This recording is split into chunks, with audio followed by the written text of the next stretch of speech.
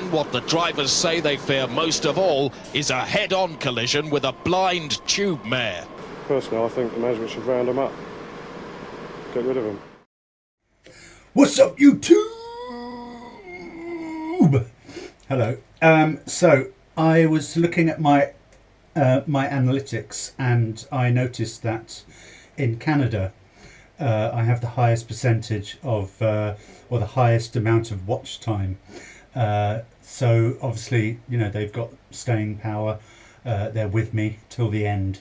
So thank you, Canada, and all you lovely Canadians out there who are watching me right now.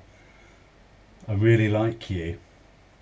So I thought I'd do as a little reward for your tenacity, I thought I'd do a reaction to a Canadian comedian. So here he is.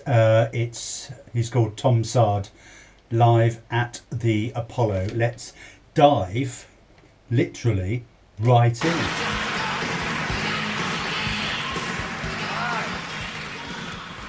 Wow. All right. Good evening, Apollo. And, very happy to be here. I know a lot of people throughout the show tonight, you're going to be thinking to yourself, you're going to be going, Tom, you're not from around these parts. And you're going to be thinking to yourself, you're going to be going, Tom, where is that funky accent from? And I'm here to tell you, it's from smoking dope for 20 years. This ain't a regional thing, ladies and gentlemen. This is what the doctor likes to call damage. I've actually been married for about 16 years now. Any married people? I love being married because I get to do things like I go on what I call married dates, man. And I love married dates because you can say stuff on a married date that you can't say on no first date. You get to say stuff like, I'm gonna go take a shit, you order something cheap.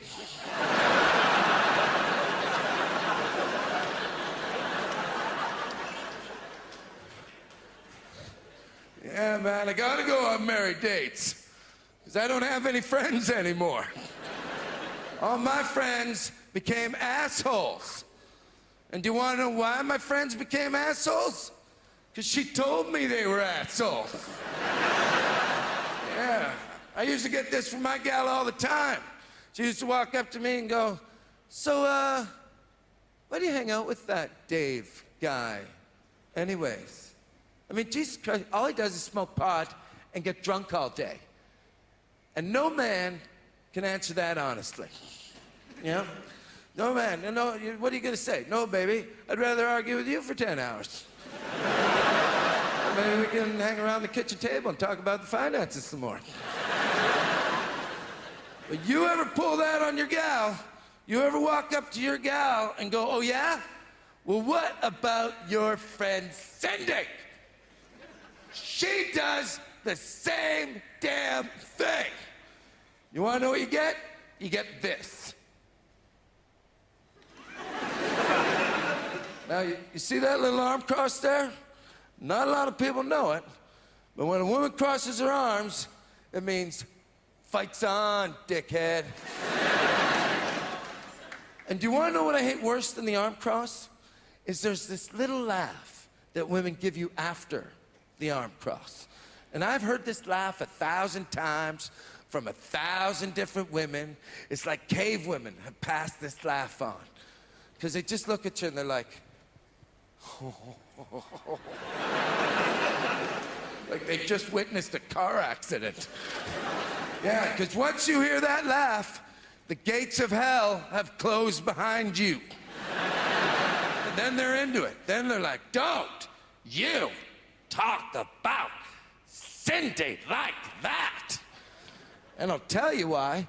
And every single one of you women in this room know why you don't talk about Cindy like that. Because she is going through a really rough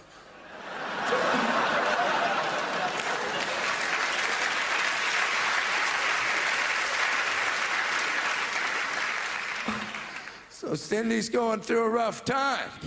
Well, at least Dave was never a hooker. Because I used to know stuff, man. I used to know stuff. Before I was married, I knew stuff. I used to know all the new rock and roll bands. I used to be into it. McFly and stuff. I don't know. I don't know any of the new rock and roll bands anymore, because nobody sings songs for married people. All the songs nowadays are stuff like, I met you today and I want to shag you right now. And that don't speak to me.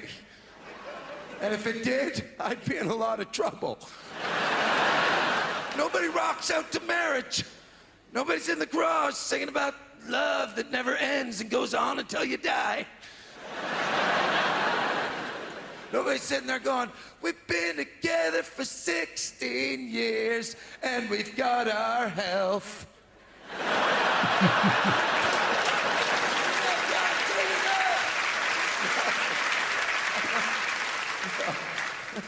I can't afford to leave you now.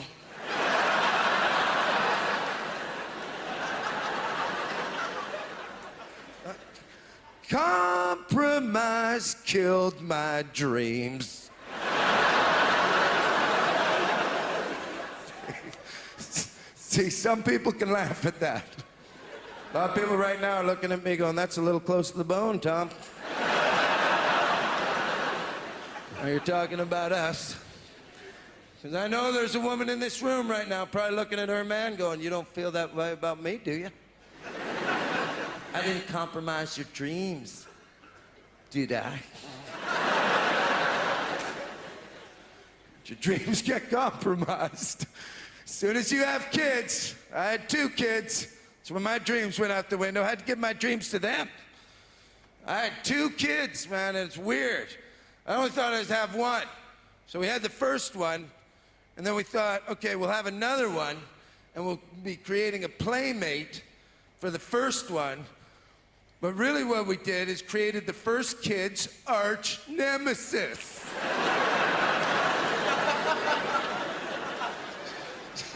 Superman, I'd like to introduce you to Lex Luthor.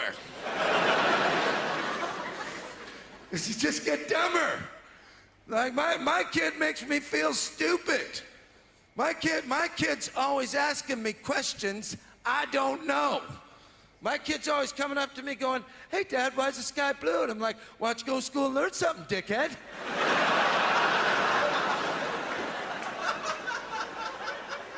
Why are you embarrassing me in front of all my friends? How'd you get into this strip club anyway? Why don't you ask me questions I know? Like, why is your mom crying in the bathroom? Because she likes to play the victim, son.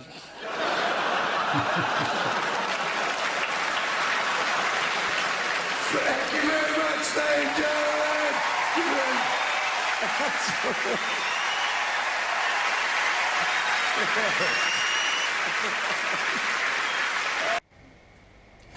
Okay, well, I'm not sure he is Canadian, actually. I typed in Canadian comedians on YouTube, and he came up first. He doesn't sound like he's from Canada, does he?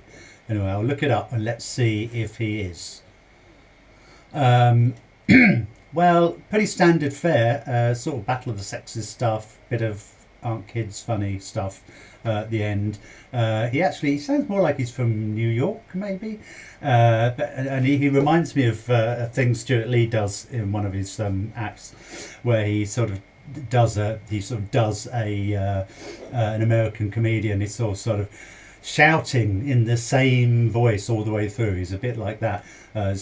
My mom was Canadian, my dad was German, I didn't know whether to freeze to death or invade Poland. My mom was Spanish, my dad was Italian, I didn't know whether to eat chorizo or fuck a prostitute. You know, it's all that sort of, it's a bit shouty. But yeah, not bad. Tom Sard. Probably get no views for that because no one's heard of him. But who knows? Maybe he'll make the big time and I'll reap the rewards. So thank you, and I'll see you next time. And in a statement issued just 10 minutes ago, the Home Secretary announced that he personally will be going into the tunnels this weekend, armed with a special gun.